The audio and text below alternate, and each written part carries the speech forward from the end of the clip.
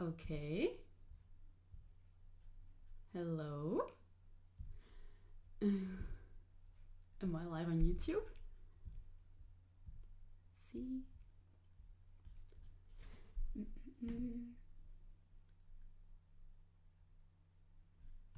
Okay. Awesome. Great. Hello, everyone. Welcome back.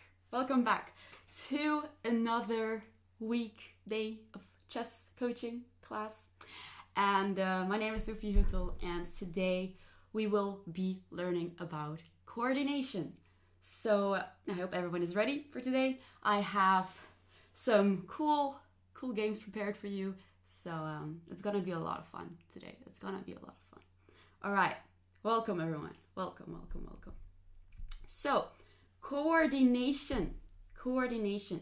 What is coordination? So I'm going to try to... Beast mode, you're ready? Awesome, that's great. I'm ready too. I have never been more ready. So coordination, I'll try to explain this with a metaphor. I don't know if it's called a metaphor, but let's try to explain it with a close group of friends. So let's say you have a very close group of friends, you're getting along pretty well together, and you have to defeat a common enemy, let's say. You have to defeat them, and the only way to defeat your enemy is to work together in a group. So you have to cooperate together. Doing it alone won't be an option because, well, you will just be defeated pretty easily. So working together is key, and that's what I'm going to try to show you in today's class. So in this case, the friends are your pieces of your own camp.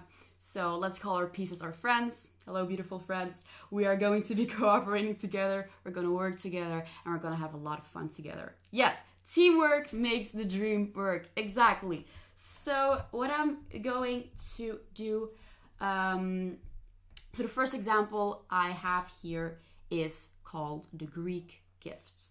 So if any one of you knows that, well, I think you know how that goes. I'm gonna start off with the opening. So it goes with French, it goes like E4, E6, D4, D5. So this is called the French opening. Pretty easy to remember. So it goes like E6 and then D5. So these are two basic moves for black if you wanna play the French. Now here, Greek gift sacrifice. So you know that. Yes. It's an awesome sacrifice. And the word says it itself. It's a sacrifice. Oh, actually I revealed it. It wasn't supposed to be in the title, but you revealed it yourself. But okay, doesn't matter. Okay. D5, knight C3, knight F6, E5, and now the knight retreats to D7 because it's attacked. And now white goes knight F3. Okay? Black here goes bishop B4 with the idea to castle, first of all, and to pin the knight on C3. So the knight doesn't have many moves to do. Well, he can't, it's all the moves he wants to go to are illegal. So it's pinning the knight, and on the next move, black may or may not want to castle. Maybe black doesn't want a castle. Okay, so now white goes bishop D3, also with the idea to castle short and developing the bishop to D3. And now black makes a terrible mistake that loses the game. It loses the game because black goes castle. That's why I said black may or may not want to castle. So actually black doesn't want a castle. It's not a good move here.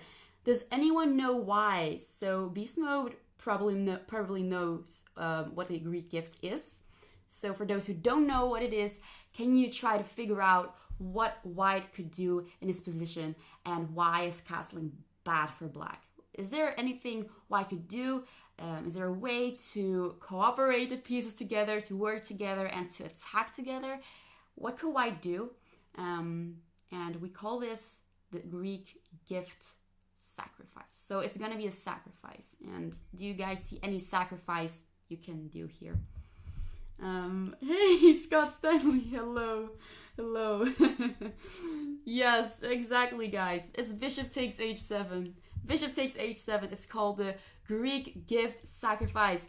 And for those who are beginners who don't understand, why would white possibly give up on his bishop, allowing black to take the bishop for free? The bishop is much stronger than the stupid pawn on h7. Why would we do that? Well, you're going to see.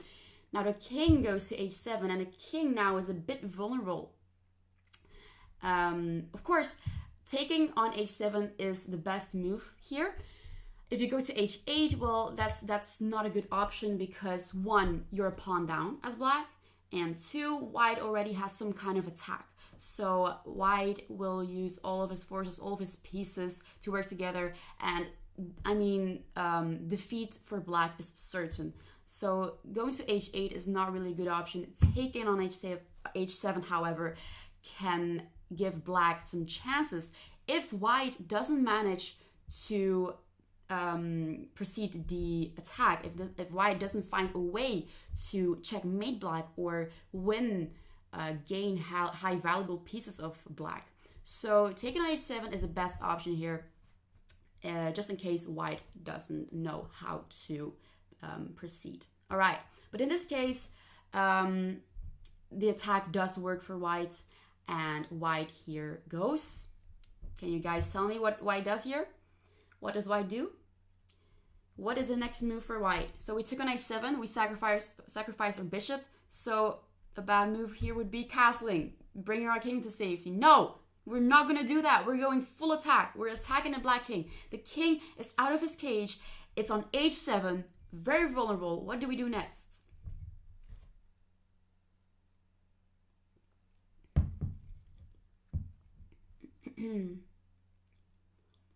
Okay, some of you say queen d3 check. Wait, let me read the Twitch chat as well.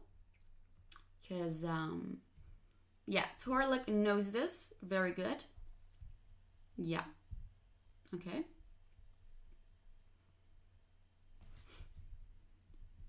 Yeah, so some of you say queen d3 check, right?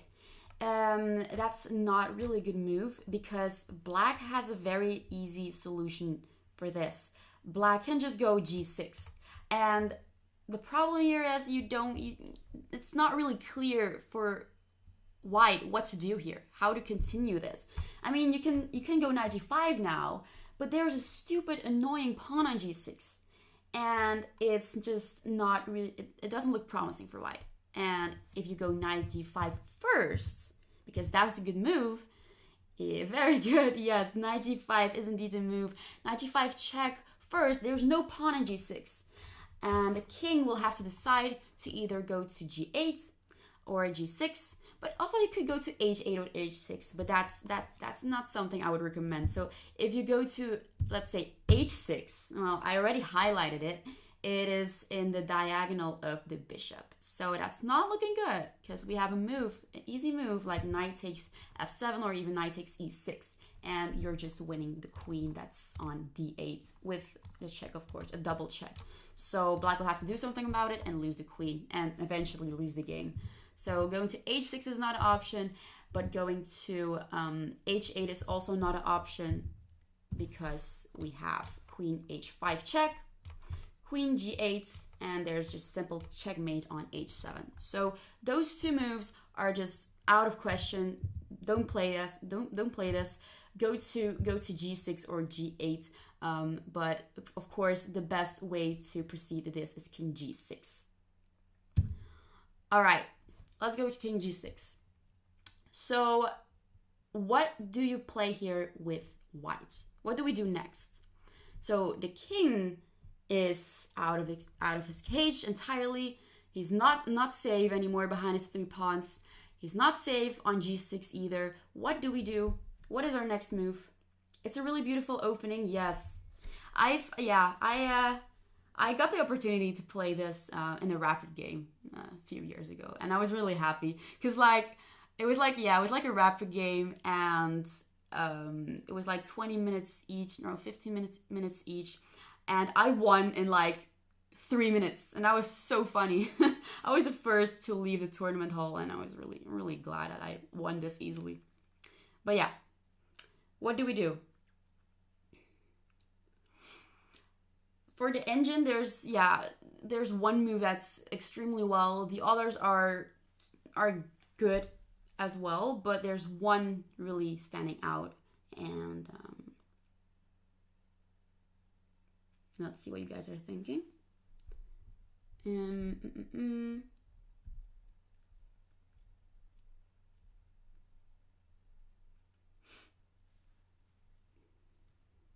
Yes, h4. Very good. Very good. Yeah, also queen d3 works, but h4 is extremely good. With the idea to push h5 and also keeping the knight on g5, so the king won't be able to, let's say black wants to make a move like f5 or something, and if you move your knight, the king can somehow run away to f7. So you're keeping your knight there and you're pushing your h pawn to h4 with the idea to go to h5, and then the king is just fully trapped. Well, if I manage to go h5 the next move, let's say we're going there, and then the king only have 2 moves to go. So either he goes to h6, then we have the same trick with knight takes f7, or he goes to f5, but that's just not looking good. That's just horrible. We even have like queen d3 and stuff. So nope. h4 is a very good move. And now, yeah, like I said, there is f5 for black. If you somehow retreat your knight, let's say you want to go to f3 now, the king can just escape. That's not good. So we want to keep our knight on g5 and take away as many squares as possible. So the king can go to h7, can go to f7, and can go to f6. So it's not looking good for black. And now we go h5 check, giving a check to the king. The king goes to h6, and again, it's looking, the bishop is looking at the king, and we go knight takes e6 check, winning the queen, and eventually winning the game as well, because it's just destroying black. Destroying. All right. So that was I hope that was clear. I mean, it's entirely different when there's a bishop on, let's say, f5. So let's say this bishop on c8 is, for example, on f5. So in such cases, it's not really possible to sacrifice on h7. Of course, in this position, if your bishop is on f5, bishop takes h7 is not an option, of course. But in some cases, yeah, it's really good if the black's pieces are just like really passively placed on the queen's side, and nothing can defend this Greek gift. So this is a really good example of a successful Greek gift. There are also some Greek gift sacrifices that aren't that good, and white doesn't manage to checkmate black or win the queen, let's say, and that's very pity, of course. Yeah, it was cool. All right, awesome. Let's go to the next one then. Let's go to the next one. All right, this one is really cool. This one is a very nice one. So this game was played between, okay, for the white pieces, it was played by Rashid Gibiatovic Nezmetdinov, and the black pieces are Oleg L. Chernikov.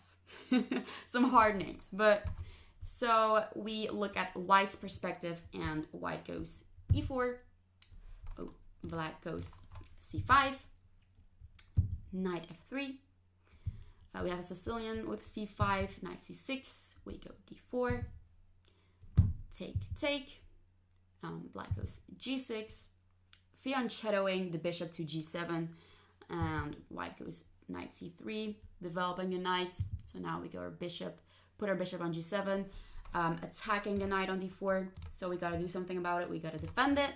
So we go bishop e3, developing our bishop, and at the same time we're defending the knight on d4. Okay, knight f6. We go bishop c4, developing and castling on the next move. There's no Greek gift here, I hope. No, there isn't, of course. And now we castle, bishop b3, and now knight g4. All right, so here it looks like black is blundering the knight on g4. So yeah, why Why can't we just take it? Can we take it? I mean, we could take it. White is gonna do it, but what can black do then? Why is black doing that? Why does black go to g4? It's just there. It's not protected. Why does black play knight g4? Can't we just take it? I'm just testing you here. I want to know if you see it or not. What happens after white takes a knight?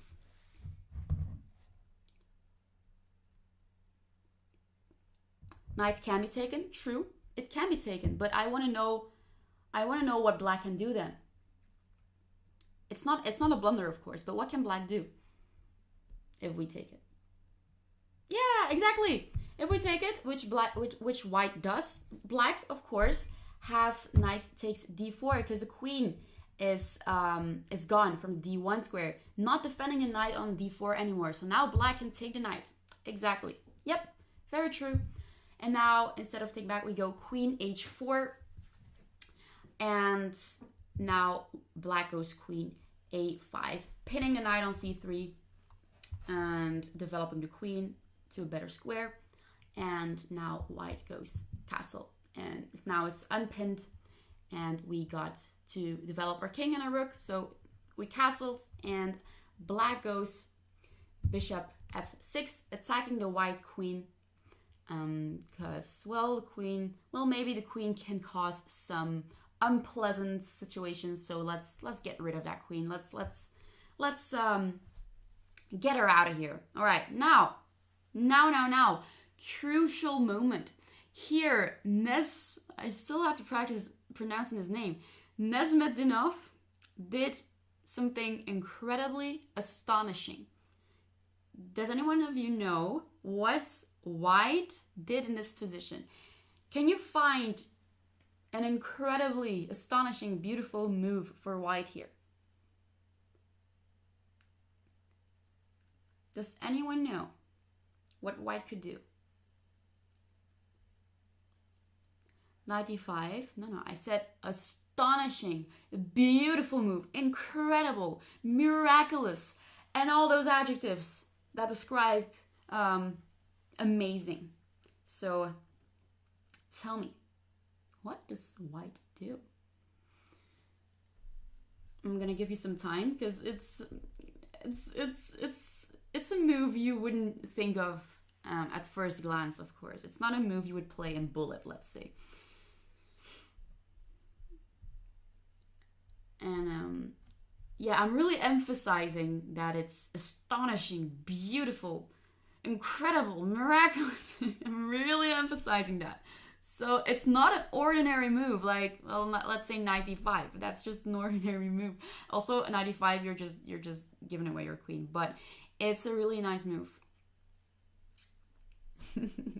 Some of you have already guessed it. Okay. No, it's not 95. But nice try. It's indeed sacrificing your queen. Very good.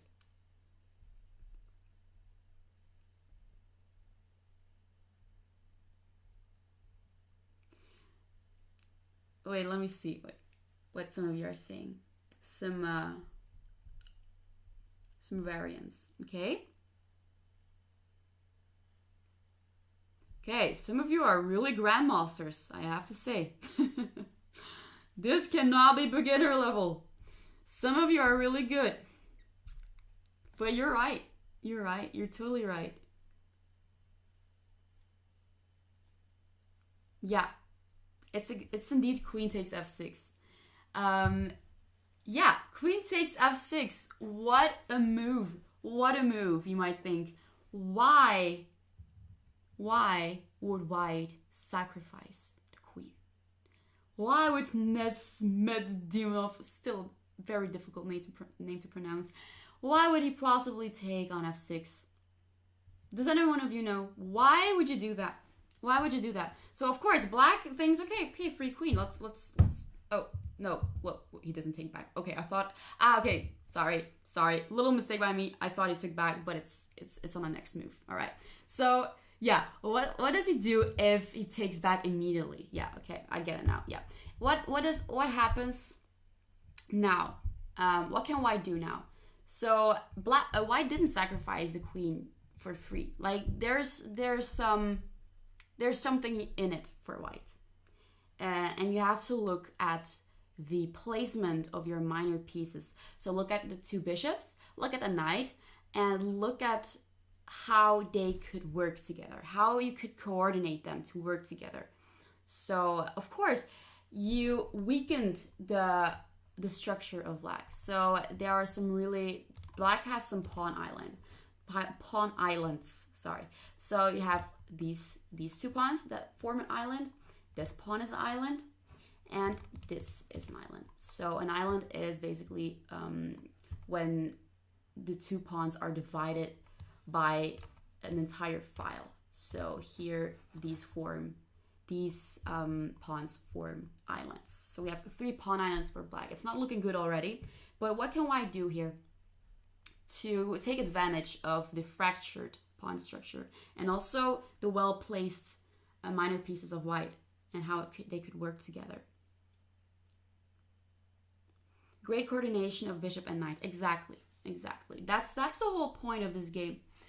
I mean, I would probably never do that in a game. I mean, unless I were a grandmaster, but horse. Yeah. Horsey 2. Horsey 2. Oh, bishop d4. Bishop d4 works too, but in this game we went. Oh, sorry. Yeah, it's bishop takes d4. It's in the other variation. I keep on messing up. I thought that we were in a different variation now. No. In here we go bishop takes d4. Yes, bishop takes d4, of course. And now black goes, let's say black goes queen d8 or king g7 to protect the f6 pawn, because we do not really want to lose this pawn. Because if this pawn is removed from the board, this entire diagonal for the bishop is just really strong, and it's not looking good for black. So yeah, of course we take back the knight, and now, yeah, let's say black goes queen d8, thinking that he can protect the pawn on f6, but now we have knight d5. Exactly. So now we have knight d5 attacking the f6 pawn twice by these two pieces, of course. Oh, sorry. And we also have a bishop on b3 that is looking at the king at the same time. So f6 is for sure falling. If king f6, if king g7, then we have bishop takes f6, and we're just winning. And yeah, so the coordination here is just really, really astonishing. But in a game, he didn't go, sorry, some stupid, okay, queen takes f6, and the queen, Chernikov didn't take back on f6, but he went knight e2 check.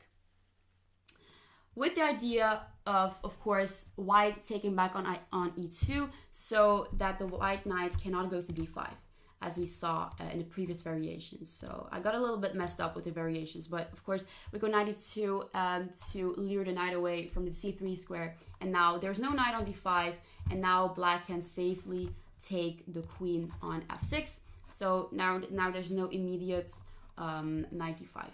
So, okay. Of course, white still wants the knight on d5. So what does white do? White goes back to c3. Knight c3. Of course, we want to go to d5, attack the f6 pawn, and get some compensation for the sacrificed queen, right? We do not want to sacrifice our queen for free. Otherwise, that'd be stupid. All right. So knight c3, idea to go to d5 again. There's still bishop d4 in this position, and now black goes rook e8, maybe creating some space for the king. Is already feeling the pressure. Game is on. Oh my god. All the white pieces are getting into the game, which you will see. So rook e8, we go knight d5, of course. Of course, we don't have to keep protecting this e4 pawn. We don't care about that. We care about attacking and getting some compensation for our queen, our sacrificed queen. All right, knight d5, attacking f6. What does black do? Well, he's got to protect the f6 pawn, right? So black goes rook e6, protecting f6 pawn, and white goes bishop d4, again attacking the pawn twice. And yeah, exactly. So now black goes king g7, defending the pawn because, well, we don't want to lose a pawn, of course. All right. So now white gets the other rook into the game, getting all of the pieces into the game, and that is what we call coordination. It's really important to really work along, really work together. And with just two bishops and a knight, well, it's looking really good here, but of course you're not easily gonna mate black here.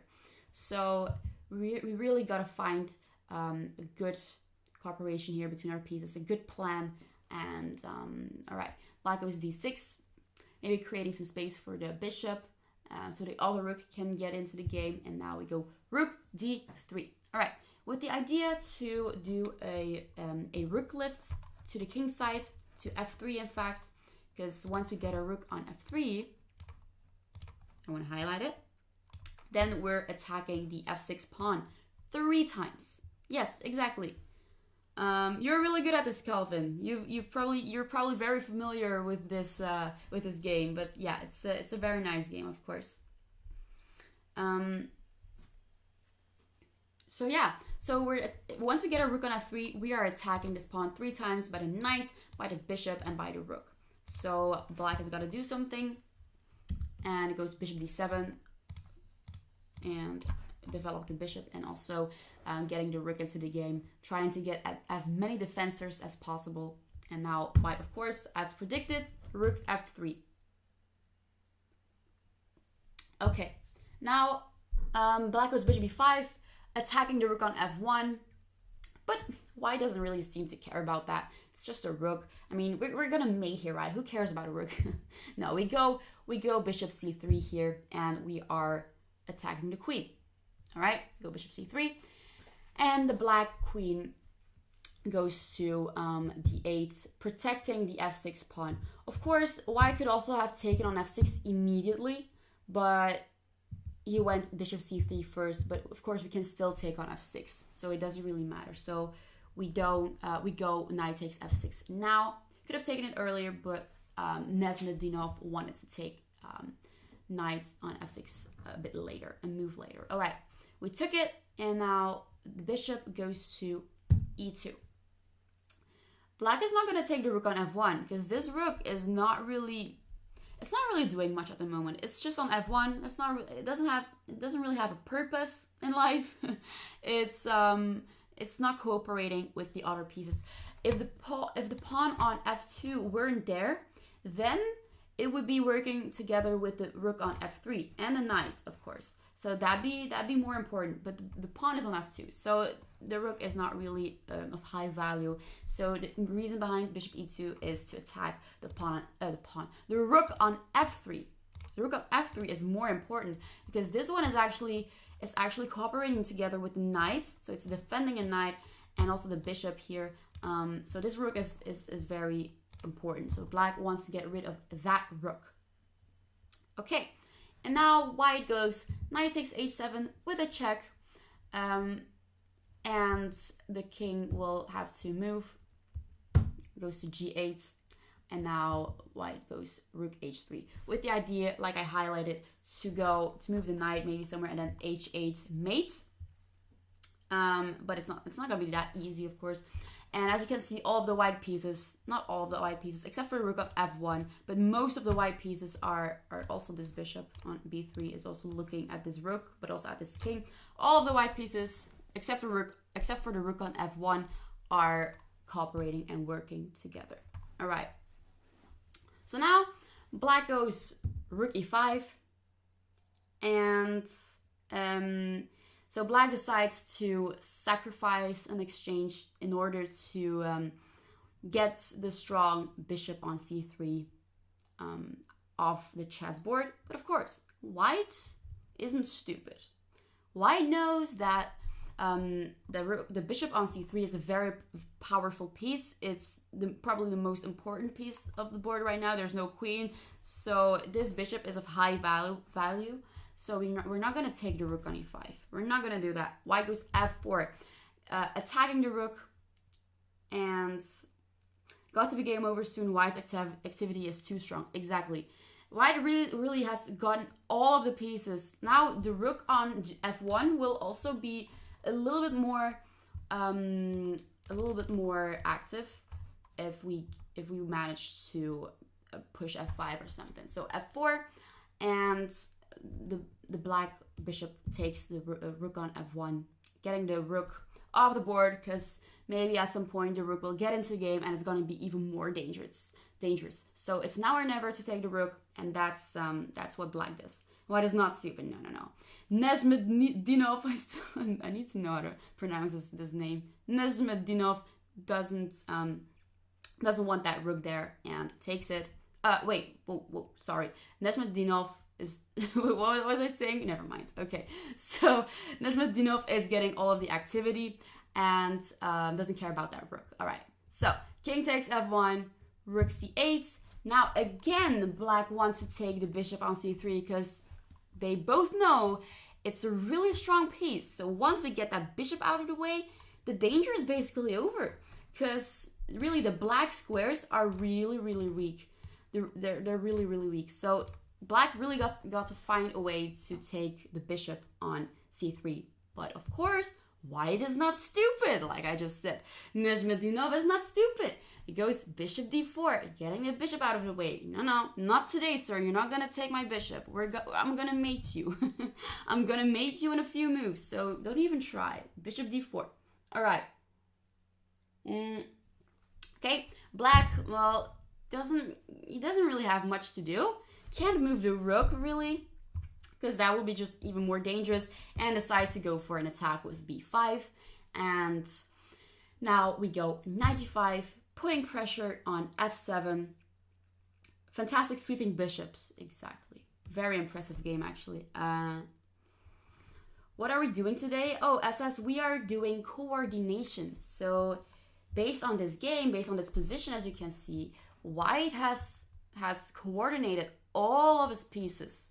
So we have the bishops that are looking at the king. Oh, that's very not straight arrow. The two bishops, the knight, the rook, and it's just gonna be game over soon. So knight g5, looking at f7, threatening to take f7, and black goes rook c7. All right. Okay. So why can't the pawn take the rook? Good question. Here you mean if we take the pawn, if we take the rook now, I guess black can just simply take the knight, and now most of the attack is over. So the knight is real. All of the pieces are really important to for white. So now the knight is just gone, and that is not something we want. We want all of our pieces. So rook c7, and now a very nice move of white. What does white do? White goes bishop takes f7, check.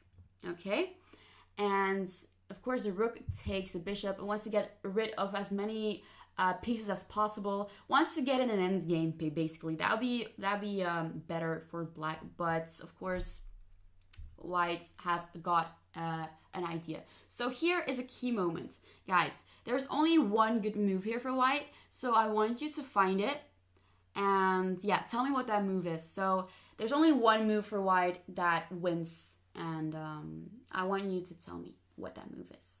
So what does white do here? What does white do? Do we just take the rook on f7? I'm afraid not. Do we take the rook on e5? Or do we do something else? Is there some tactics in this game? I think there's a very nice tactic here. So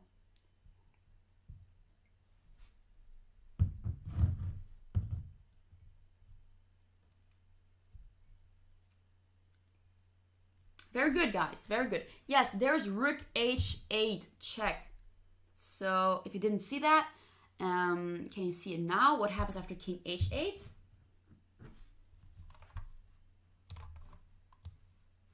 There is knight takes f7. The knight goes to f7, and there's a triple fork. Triple fork. The king is in check, the queen is attacked, and the rook at the same time. So that is very unfortunate for black. Black goes king h7. We take the queen, and black goes rook takes e4, taking another pawn, taking as many pawns as possible. But it's not going to be enough because we have 2 minor pieces against the rook, and we're a pawn up. So if you just count the pawns and count the value of the value of the pieces, it's obvious that white is doing much better. So white is a pawn up and he has 2 minor pieces against the rook, so the rook doesn't really have a chance. They're just, the cooperation between these 2 pieces are going to be incredibly strong, and there's no way for black to win it, unless white blunders a bishop or a knight. That'd be very unfortunate. Okay, I hope that game was, I hope you liked that game. But I think most of you guys did. It was really, really impressive. Tell me, if you were in Nesmedinov's position, would you have done queen takes f6? Would you have done it and be sure that you would win the game? I mean, not many people would do it, I think. Unless you're really, really sure you've calculated for about an hour or something, and you really know what you're doing, and you're a grandmaster. I mean, yeah. I wouldn't have done it either, to be honest. Maybe in a blitz game or something for fun, I would try it out. I mean, even then I wouldn't even do it. I mean, it's just, no, it doesn't look really winning, right? It didn't look winning at all. But if you took a look at your coordination between your pieces, there were some really high odds, and white really managed to defeat black with just minor pieces and rook. So that was really nice. Yeah, loved it. Awesome. I loved it too. Yeah. Queen f6 would have been considered, but not sure if you would have played it. Yes. I think many people are thinking the same. So let's go to the next game. That's why GMs are so good. Yep. All right. Okay. But yeah, do you think Magnus Carlsen would do that in a very, very important match? Like, if he loses, then he doesn't win a tournament. Do you think that Magnus Carlsen would do that? I am curious. I'm not sure, but of course he's a world champion. But if it's a crucial game, like it's life or death, it's really crucial. I don't know, guys. I don't know. Yes? Oh, I don't know. I would be stressed out. I don't know. All right, let's go to the next one. So this was played between Paul Morphy and Duke Carl. Magnus would surely have done that. I mean, yeah. I mean, yeah, he's called a world champion for something, right? True. But all right. Anyway, okay, we go e4, e5, and developing our knight to f3. Now let's go d6. And now bishop g4. We take on f3. Take back. Take. Bishop c4, and we're putting pressure on the f7 pawn. As you can see, the bishop is attacking the pawn, and the queen is attacking at the same time. So we are activating our bishop, and also developing the bishop and trying to castle on the next move, but also attacking on f7 at the same time. So very versatile move. Yeah, Philidor defense, exactly. All right, I haven't played against Philidor that much, actually. Not many people play that against me for some reason. Okay, so knight f6, mate incoming, not yet. Okay, knight f6, and of course we do not want to get mated. That'd be really stupid to lose a game if we get mated on f7. And now we go queen b3, and we're looking at b7 and f7, so it's like a double attack. And queen e7, protecting the f7 pawn. And now white goes knight c3, protecting the e4 pawn, and black goes c6. Philidor not very popular these days. Okay. Let's see what the Twitch chat is saying, because I haven't really looked at it yet. Magnus would just build a fortress. Magnus would, yeah, he's a beast. I mean, all right, okay. So now we go bishop g5, pinning a knight, looking at the queen, developing our bishop at the same time. Also allowing two options to either castle short or castle long for white. And black here, in fact, is in a Zugzwang position. Why? Well, he can't really develop the queenside knight, which is this guy on b8. Because if he goes to d7, let's say, then the pawn on d7 will be captured. So the white queen can just take the pawn, and black will be a pawn down, and that's not something black wants. So he can't really develop it. It's a very uncomfortable position for black. The black knight on f6 can't move either, because otherwise the queen will be hanging. The bishop can be developed. I mean, the king can move, but why would you possibly move your king? Also, no, it's not good to move your king, because then the f7 pawn is hanging as well. So, as you can see, black doesn't have many moves to play. So, basically, a forcing move would be like a pawn move. So that's what black does. Black goes b5 here, attacking the bishop, because it's kind of in Zugzwang, so it goes b5, and now we go. What do we do, actually? Let me ask you, instead of me telling you myself, what does white do here in this position? Is there a move you're thinking of? Give me some candidate moves. What can white do here?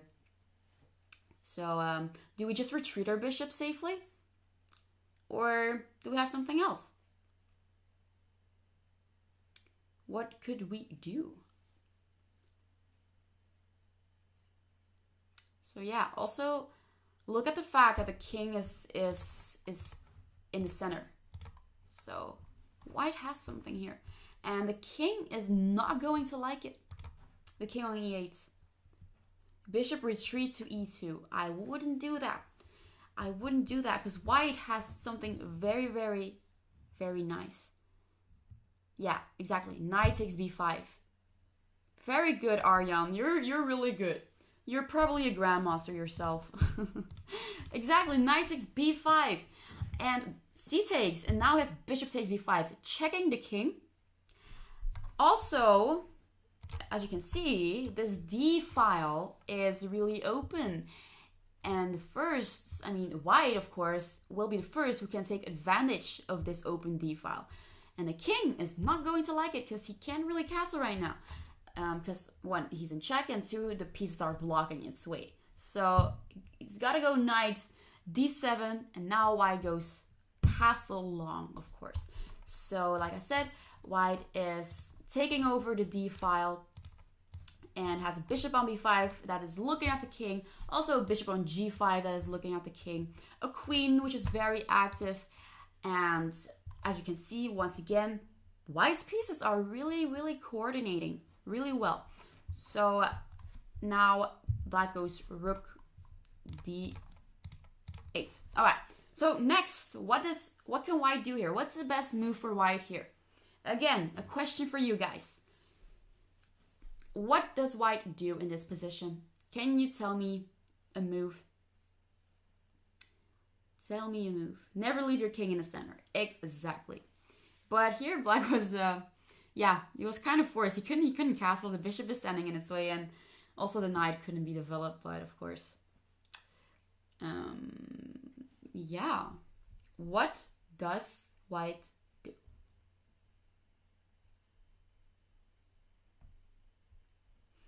You would like to double your rooks on the d file.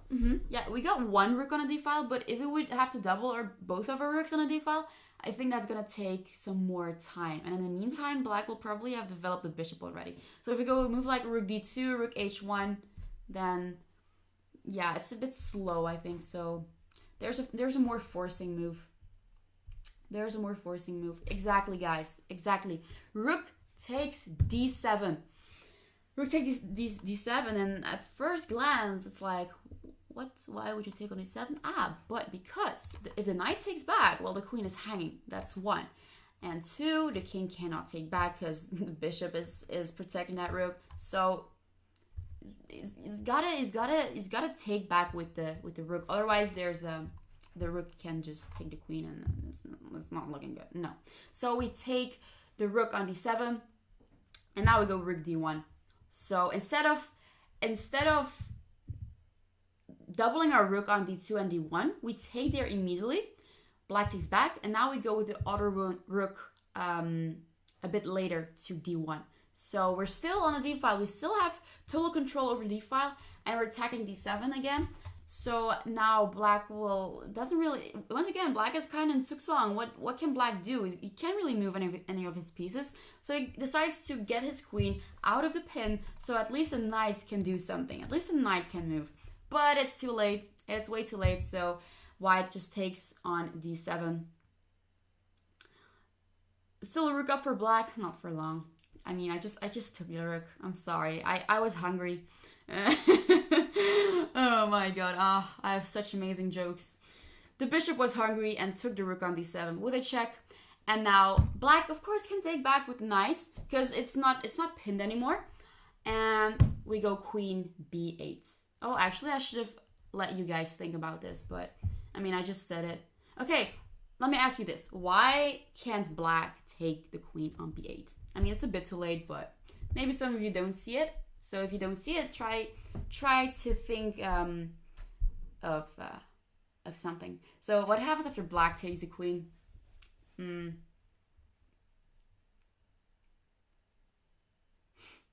yeah.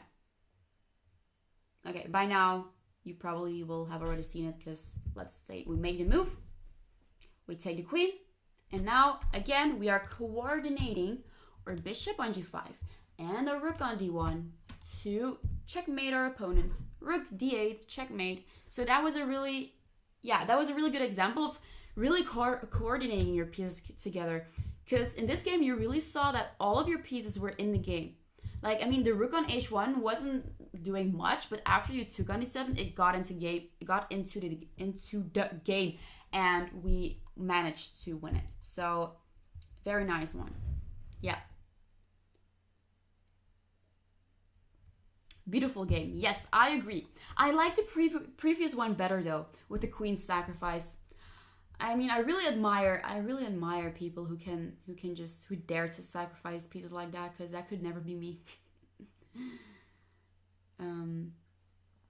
But yeah, this was quite a famous game. Yeah, I know. But yeah, some of you don't know it, so why not show it? And I have one last example for you. Hey, Miskin! Hello. Welcome. We're doing some coordination today. So we've had 2 really nice games. And one famous one, so that was the previous one. And then the other one was a queen sacrifice. So if you want to rewatch that, you can just scroll back and rewatch that. It was pretty cool. And yeah, I think everyone had a lot of fun with that game. And now we're going to flip the board, because we are going to be playing with the black pieces. So it's going to be in black's advantage here. So here, white goes e4. So this is a game between, I'm going to say the white pieces are Louis Paulsen, and then the black pieces again are Paul Morphy. So e4. Is the Twitch chat saying anything?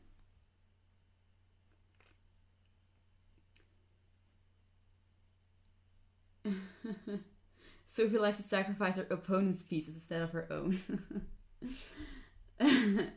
Yeah. Alright. If you don't see anything concrete, it's really hard to sacrifice. True. That is very true. So, yeah. It occurs more on a GM level, right? Oh, thank you, Miskin. It's nice that you're here. Following this very educational class. Knight f3, knight c6, knight c3, and knight f6. This is just the 4 knights game. Well, the name itself is pretty self-explanatory, because, well, as you can see, there are 4 knights on the board. 1, 2, 3, 4. So 4 knights. And we go bishop b5. And okay, black does the same, developing the bishop to c5, castling next. And castle, we do the same, castle, so we've developed our pieces. So now both of the kings are pretty safe. There is no Greek gift. There is nothing that we can, like the previous game, nothing that puts the king in danger. We castled, very safe. And now white goes knight takes e5. Oh my god. Why does white do that? Why does white do that? Is white just giving up his knight? Or is white just losing a knight? I mean, what happens after we take back? So for those who don't know it, try to think in your head what happens after knight takes e5. Is there a way for white to win back that piece, maybe? Is there a way? There is.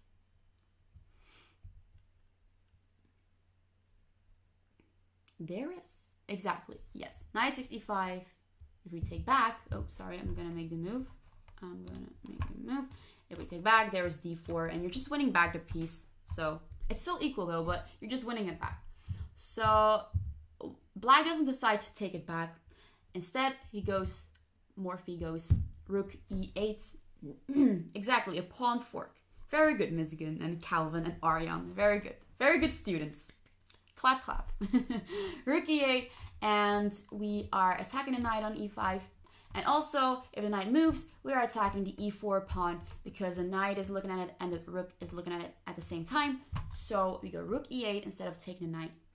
And now white goes knight takes c6, and we take back with the pawn. Again, we're attacking the bishop. And again, we're still threatening to take this pawn. And white goes bishop c4, retreating the bishop because, of course, we do not want to lose our bishop. It's a very valuable piece. All right, and black goes b5. Question: why does black not take on e4? It's a very typical trick here. But yeah, does anyone of you know why black does not take on e4? Because that'd be a mistake. That would be a mistake if black takes. So what can white do here? What can white do? Tell me. Surprise me. Give me a queen sack or something.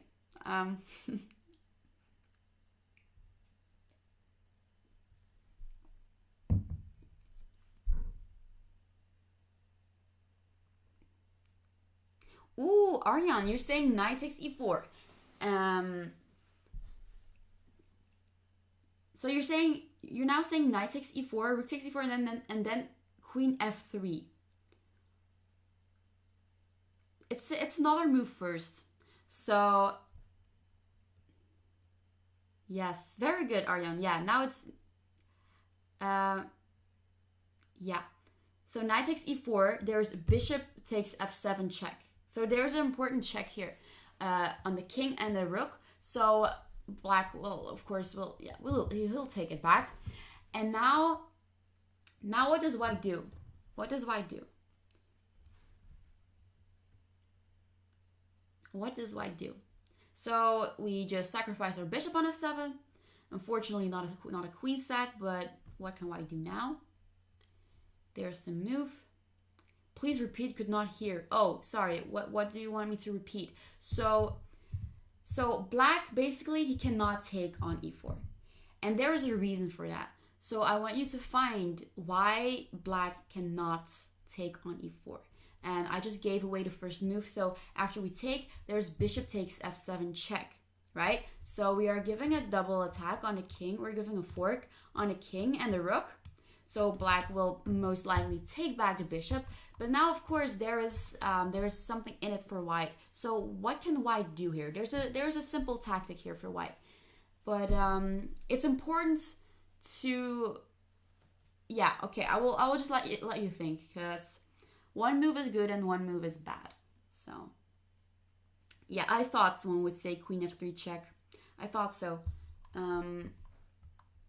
But after queen f3 check, what can black do? Of course, you're checking, right?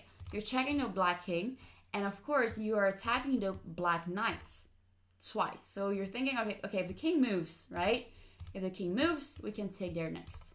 But black can just go knight f6. And we're not winning anything. We sacrificed our bishop on f7, and we didn't even win the piece back.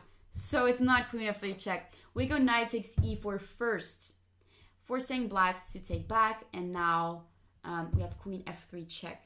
And now there is no knight f6. There is no rook f6 either. There's no rook f4 either, because we can just take the rook. And rook f6 is illegal, by the way, so I was just joking. So rook f4, we just take it. So we're just winning that. So yeah, we take the knight first, very important. Otherwise we have knight f6. And yeah. Okay, so that's why we do not take the pawn on e4. It's a poisonous pawn. It's poisonous. Like the apple from Adam and Eve, right? It wasn't an apple. I'm not sure. Okay, bishop c4, and now black was b5 instead of taking. You were thinking the same. Okay, awesome. Okay, b5, attacking the bishop, and now the bishop retreats to e2, and now we can take, because there is no queen f3. There is no queen f3 with a double attack, so now it's safely to take there, and white takes back. We take back. Still, there's no trick like bishop takes f7 or queen f3. Now it's safe to take on e4. You always take these bad pawns, but you will stop. After seeing today's class, you will stop taking poisonous pawns. Okay, good decision. At least I taught you something. Yes, that's my goal. Rook takes e4, and now bishop f3, attacking the rook, but also attacking the c6 pawn at the same time. So if the rook goes, let's say, e8, we can just simply take there, and there's a double attack, as you can see. So yeah, bishop f3, attacking the rook, and there's rook e6, protecting the c6 pawn, because we do not want to lose that pawn. And can we just push e5 and kick the knight to take the pawn? You mean here b4. Here knight a4. Knight a4, and we're attacking the bishop. We're attacking the bishop on c5. So we gotta do with that something with that first. Okay, but yeah, okay, we can take the pawn now, defending the bishop, of course. But yeah, we take back, we take there, black takes there, and what do we do now? Bishop f3. There's bishop f3. And it's better for white.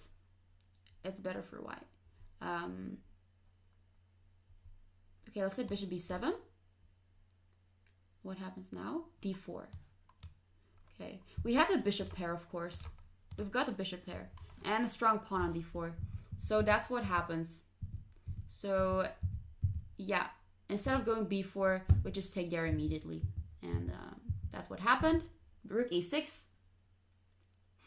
Very bad pawn structure of black. Yeah, I don't think, pushing your pawn too far away can be dangerous, can be tricky. So be aware of that.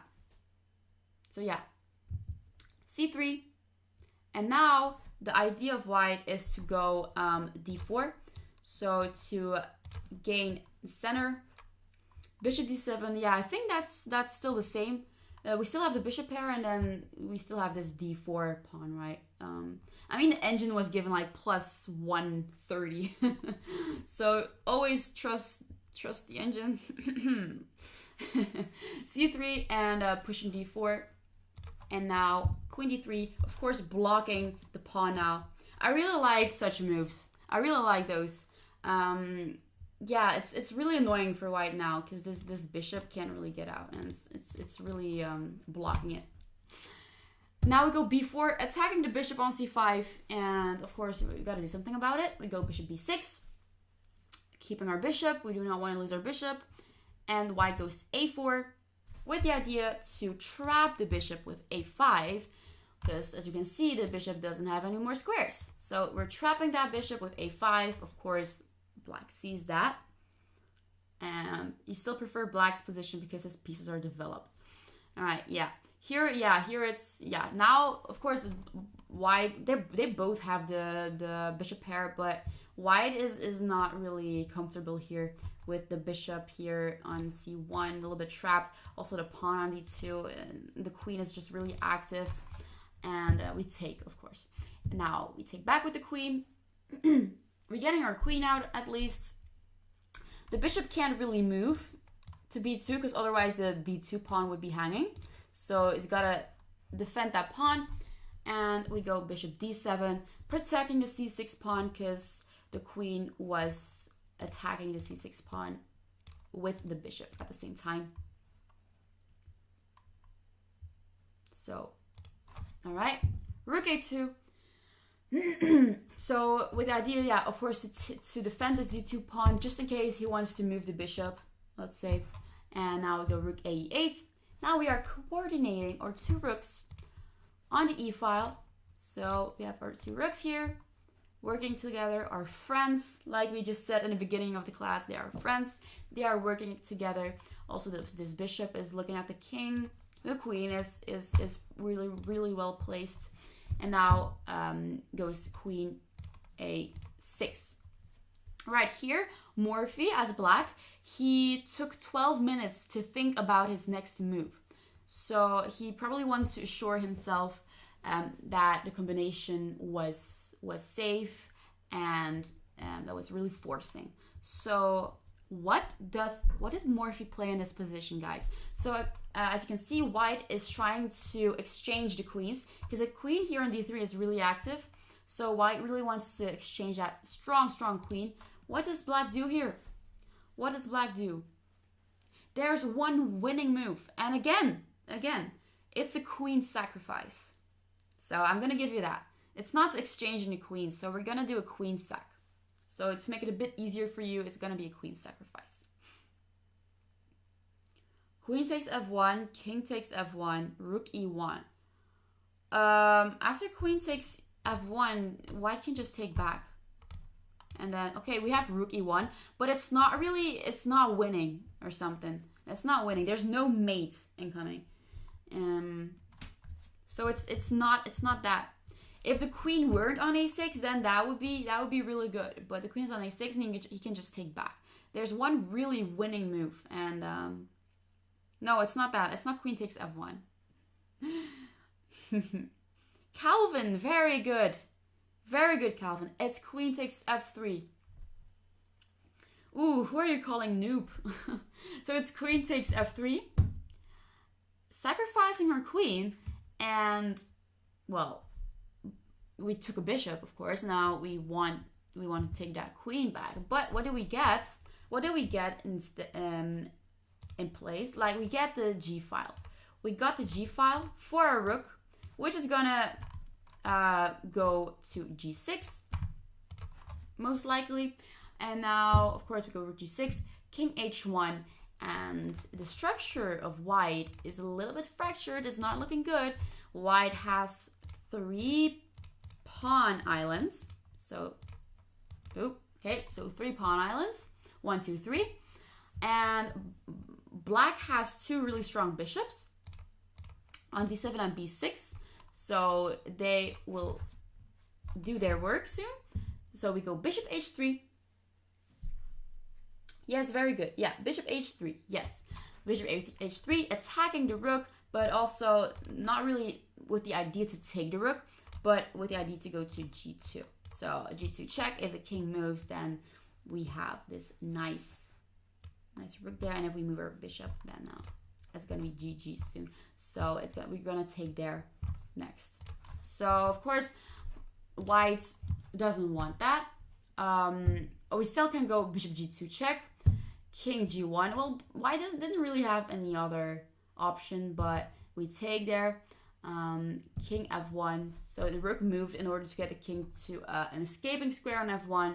But it's still gonna be over soon for white because it's not looking good. The queen on a6. Well, there's a queen though for white, but the queen is not really in the game. It's not really doing much. It's just there on a6. It's not doing much. So now we go for a check. Although the quiet rook g2 would have won more quickly.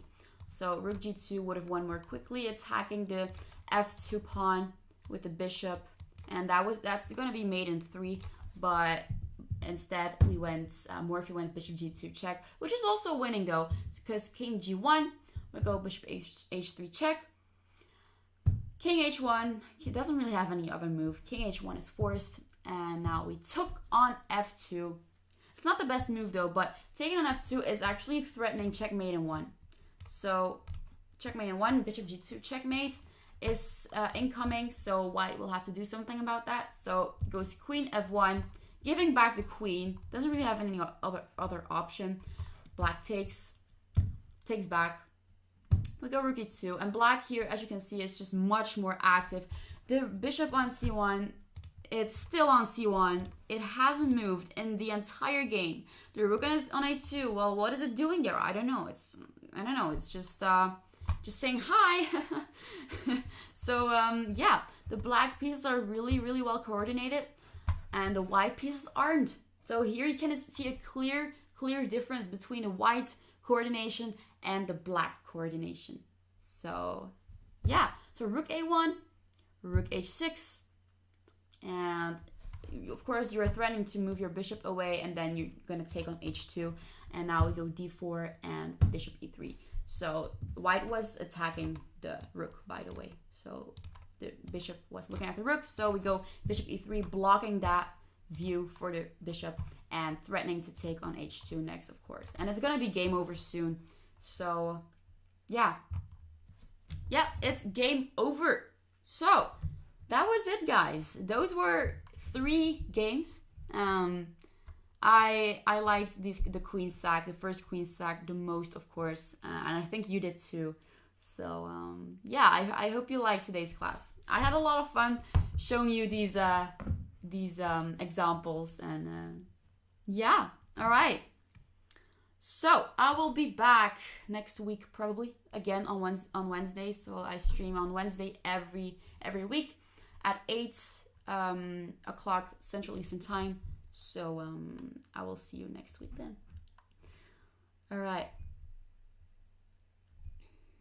More bishop rook checkmate, please. I'm sorry, I don't have any more examples for you. But of course, there are plenty of exercises, plenty of games that you can look at that illustrate like coordination between pieces. Basically, in every chess game, there's some kind of coordination between your pieces. Because if there's no coordination, well, I mean, it's not gonna be good for you. All right. I'll see you later, guys.